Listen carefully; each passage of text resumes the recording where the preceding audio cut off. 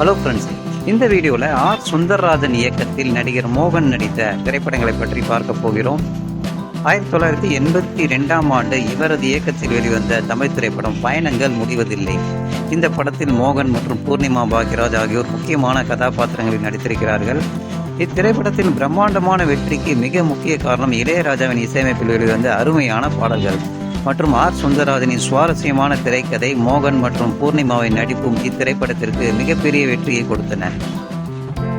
அடுத்ததாக 1983ஆம் ஆண்டு வெளிவந்த சரணாலயம் என்ற திரைப்படத்தில் மோகன், நளினி மற்றும் தேங்காய் சீனிவாசன், மனோரமா, எஸ் சந்திரன் மற்றும் பலர் நடித்திருக்கிறார்கள். MS விஸ்வநாதன் இசையமைப்பில் வெளியான இத்திரைப்படத்தின் பாடல்களை வாலியும் கங்கை அமரனும் எழுதியிருக்கிறார்கள். குங்குமச்சிமிழ் ஆர் சுந்தரராஜன் இயக்கத்தில் 1985ஆம் ஆண்டு வெளியான தமிழ் திரைப்படமாகும். மோகன், இளவரசி, ரேவதி, வாகை சந்திரசேகர், டெல்லி கணேஷ் மற்றும் பலர் நடித்துள்ள இப்படத்திற்கு ஒளிப்பதிவு செய்தவர் ராஜராஜன் ஆவார். துரை, ராசப்பன், ஸ்ரீனிவாசன் ஆகியோர் தயாரிப்பில் இளையராஜா இசையமைப்பில் வெளியானது இந்த திரைப்படம்.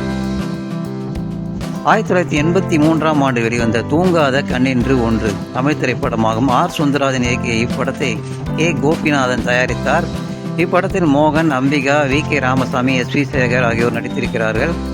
இத்திரைப்படத்திற்கு KV மகாதேவன் இசையமைத்திருக்கிறார். பாடல் வரிகளை முத்துலிங்கம், மருதகாசி, புலமை பித்தன் ஆகியோர் இயற்றியிருக்கிறார்கள். அடுத்ததாக ஆர் சுந்தரராஜன் டைரக்ஷனில் வெளிவந்த நான் பாடும் பாடல் 1984ஆம் ஆண்டு வெளிவந்த இந்த திரைப்படத்தில் சிவகுமார், மோகன், அம்பிகா மற்றும் பலர் நடித்திருக்கிறார்கள். கோவை தம்பி மதர்லேண்ட் பிக்சர்ஸ் தயாரிப்பில் வெளிவந்த இந்த படத்திற்கு இளையராஜா இசையமைத்திருக்கிறார்.